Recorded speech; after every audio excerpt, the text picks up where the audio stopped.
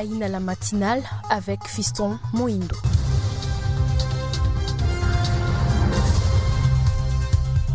Bonjour, ce matin dans l'actualité nous parlons de la sécurité.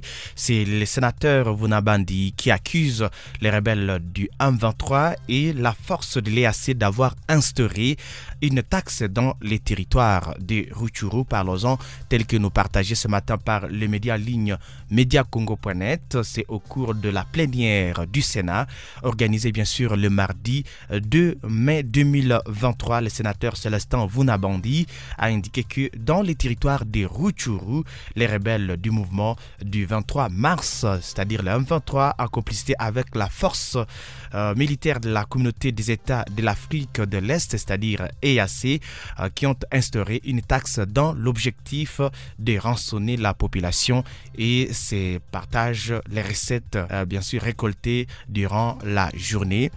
Ici, c'est Célestin Vunabandi qui a également évoqué la situation donc de l'insécurité persistante qui bat son plein dans quelques, bien sûr, territoires du Nord Kivu, surtout dans la ville de Goma également, où selon lui, le banditisme urbain monte en puissance. À cet effet, il s'est demandé à quoi servait la prorogation de l'état de siège dans la partie Est, notamment dans les provinces du Nord Kivu et de l'Ituri, quand on tue les paisibles citoyens chaque jour et que certains territoires restent toujours occupés.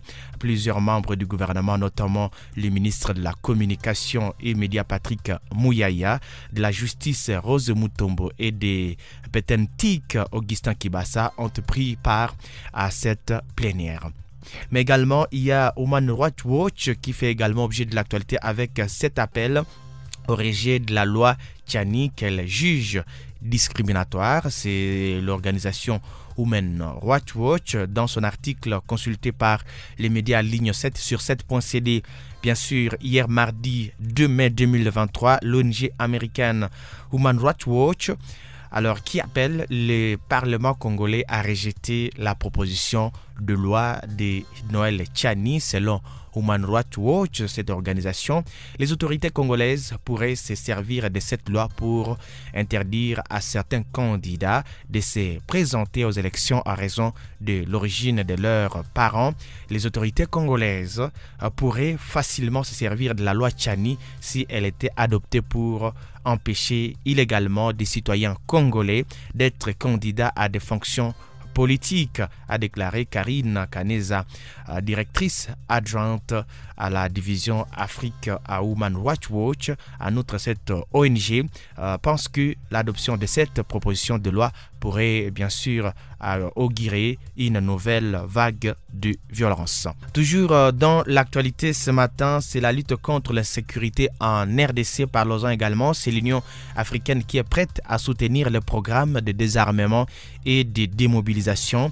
Ici, c'est l'Union africaine, c'est-à-dire l'UA, qui est disposée à soutenir le programme de désarmement et de démobilisation, relèvement communautaire et stabilisation PDDRCS, mise en œuvre par le gouvernement de la République dans le cadre de la lutte contre l'insécurité qui sévit dans l'est de la RDC. C'est Michel Ndiaye, représentante de l'UA au Congo-Kinshasa, qui l'a dit. C'était bien sûr le mardi hier, 2 mai 2023, au ministre de l'intégration régionale, Antipas Mbusa Nyamwisi, au cours d'un entretien dans la capitale congolaise. Selon elle, l'UA pourrait mettre à la disposition du programme, donc ces programmes DDRCS, de moyens financiers pour le succès de la sensibilisation des groupes armés à terre les armes.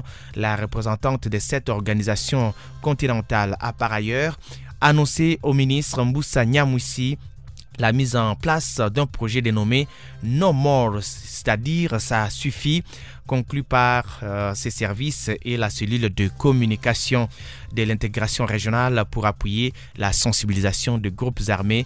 Pour sa part, Mbusa Nyamwisi a souligné la volonté de la RDC de demeurer dans la logique de la paix dans la sous-région de Grand Lac. Voilà l'actualité à retrouver ce matin dans le cadre de cette antenne. Cette transition et puis on revient.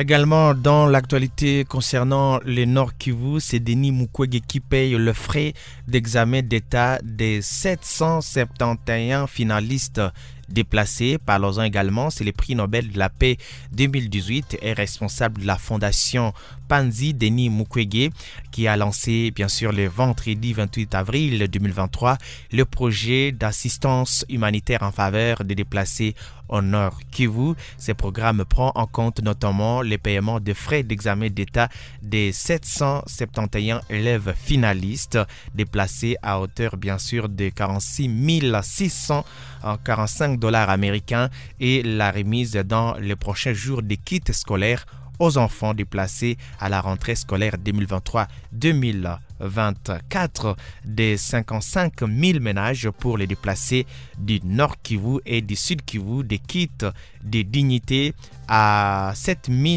200 femmes et filles en âge de procréer et une assistance alimentaire aux familles vulnérables.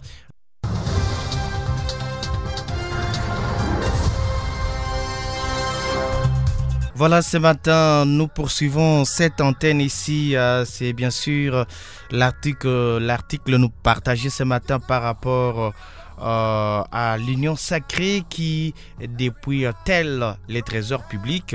C'est les médias en ligne, le Volcan News, qui nous parle de cette question qui est largement posée dans plusieurs salons d'analyse congolais, estimant que la décrispation politique en République démocratique du Congo est loin d'être une véritable expérience de la démocratie républicaine. En effet, un document publié peu dans la matinée d'hier mardi 2 mai 2023 dans les réseaux sociaux renseigne que plus de 60 000 $ américains ont été dépensés pour la location du stade des martyrs et autres frais connexes lors de la sortie officielle de l'Union sacrée de la nation le samedi 9 avril dernier. Voici quelques dépenses détaillées sur ces documents. On parle ici des dépenses rien que pour la location du stade des martyrs. On parle d'un total de 653 000 $ américains. Alors, comment ça s'est passé? Alors, je reviens avec des détails. Donc, pour la sécurité, rien que la sécurité et l'organisation Delta a pris 100 000 $ américains. Chiens et surveillance, 120 000 $. Donc, vous comprenez, les chiens de surveillance, rien que pour ça, c'était 120 000 $ américains. Équipe mobile qui a coûté 50 000 $ américains. Agent vigile antiterroriste et anti-explosif, 50 000 $ américains. Maintenance frais techniques, ici pour cette rubrique, il y a la permanence des toilettes qui a coûté 16 000 $ américains.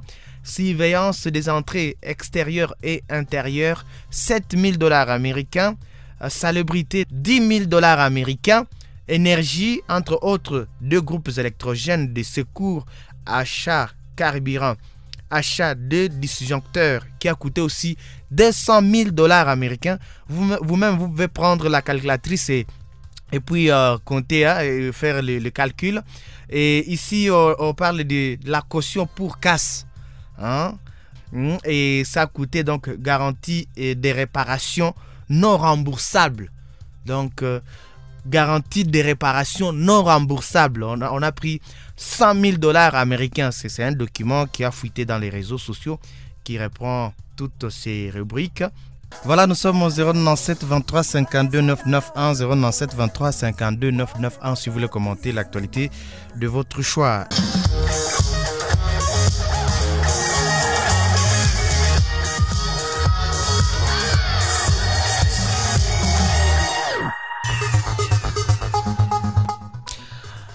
Chabani Lucien Angangi 3 chez Roxy qui dit ceci, c'est bien ça pour des dépenses, mais les Congolais Kubuiziabo Mutaona ni 200 000 njo zitatumika kikamilifu, zingine ni retrocession, bafanye suivi ya kazi ya zile franca. Les Congolais ayant l'esprit du développement, bannissons le vol et le détournement s'il vous plaît, chers Congolais.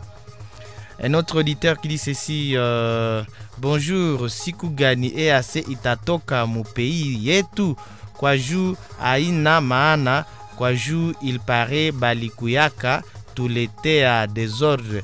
C'est signé Adrien William qui dit ceci. Oh gouvernement, Samalokonde, encore dépenses inutiles. Tout aishi à wapi na ma distraction za na pays iko mukao.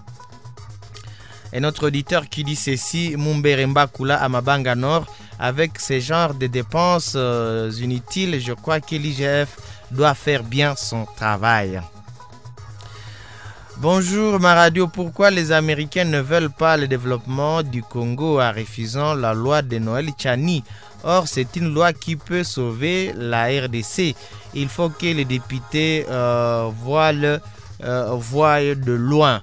Kanane Mbongano de Bweremana. Merci à vous, merci à votre, merci pour votre fidélité.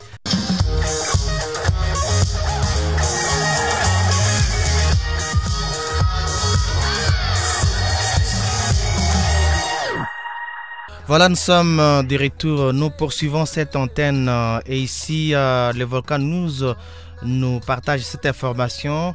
Et cette information parle de la ville de Goma. Ce sont des constructions anarchiques sur des espaces publics qui sont suspendus grâce au plaidoyer du ministre Mwindo Nzangi.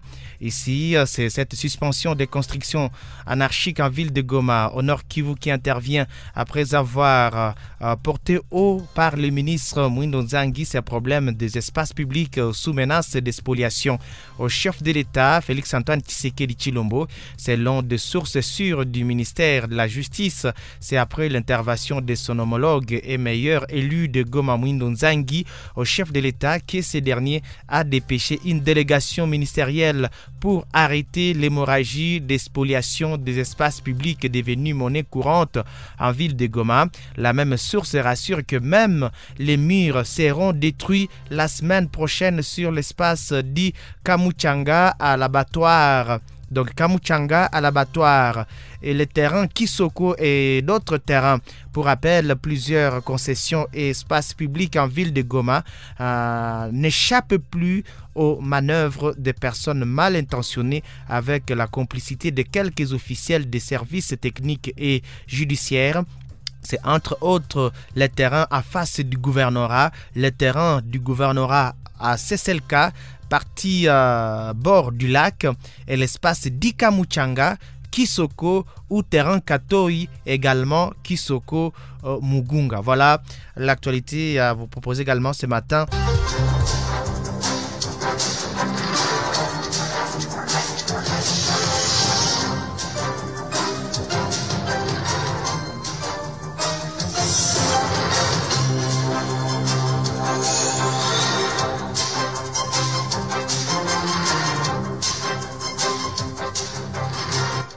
En Ouganda, un ministre a été abattu par son garde du corps. Voilà l'actualité à retrouver ce matin. C'est un garde du corps qui a abattu un ministre en Ouganda tôt au matin d'hier mardi lors d'une apparente dispute privée. Selon l'armée et les médias locaux, l'agresseur qui n'a pas été identifié publiquement a ensuite détourné l'arme contre lui. Selon la chaîne publique UBC et d'autres médias, la victime Charles Ngola a servi dans le gouvernement du président Yoweri Museveni en tant que ministre adjoint chargé du travail. Il était colonel de l'armée à la retraite.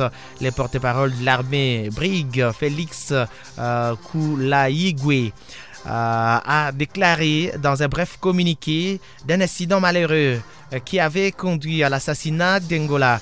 Nous informerons le public des détails au fur et à mesure que nous enquêterons ensemble sur cette affaire, a déclaré M. Kulaigwe sur Twitter.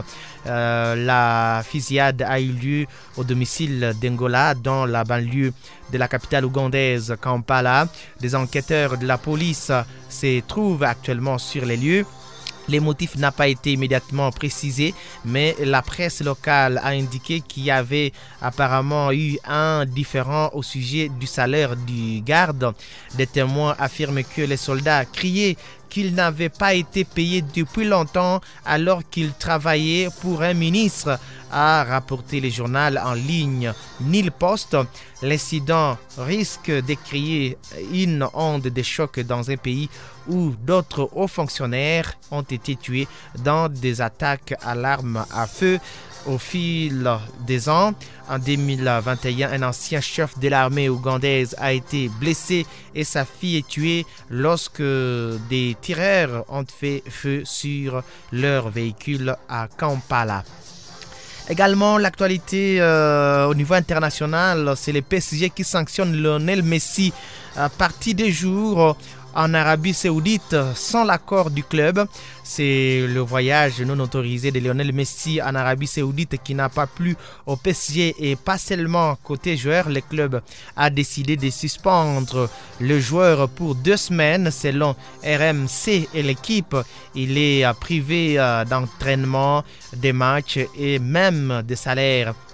Il était déjà su que la plupart des joueurs du PSG n'avaient pas que diversement apprécié la décision de leur partenaire Lionel Messi de se dispenser du décrassage le lendemain des défaites contre l'Orient au profit d'un voyage promotionnel en Arabie Saoudite.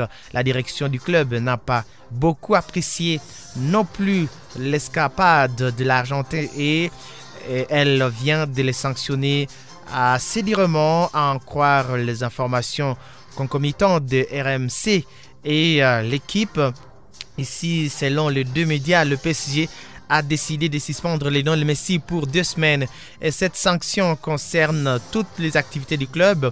Comme l'explique l'équipe, l'Argentin ne pourra pas jouer ni s'entraîner et ne sera pas payé pendant cette quinzaine. Pour l'heure, le PSG n'a pas encore officialisé cette suspension de la superstar argentine qui a aujourd'hui 36 ans. Initialement entendu demain à l'entraînement pour la reprise, malgré l'importance du joueur, le PSG a donc été ferme. Preuve qu'il est donc possible de l'être, même si avec sa plus grande star dans l'après-midi, le journal sportif indiquait que le président parisien Nasser Al-Khelaifi avait pris les dossiers à main et n'avait pas apprécié. L'autre conséquence de cette suspension est financière. En ne payant pas Messi pendant 2 semaines, le PSG va faire une belle économie vu que le numéro 30 touche autour de 3 millions d'euros bruts mensuels, soit selon un calcul rapide et approximatif, une économie de pas moins d'1,5 million d'euros pour les clubs. À l'heure du fair play financier, ce n'est pas rien. Quant à l'avenir de Messi au PSG et sa possible prolongation, cela semble sérieusement se compliquer après une sanction pareil. Voilà l'actualité au niveau international.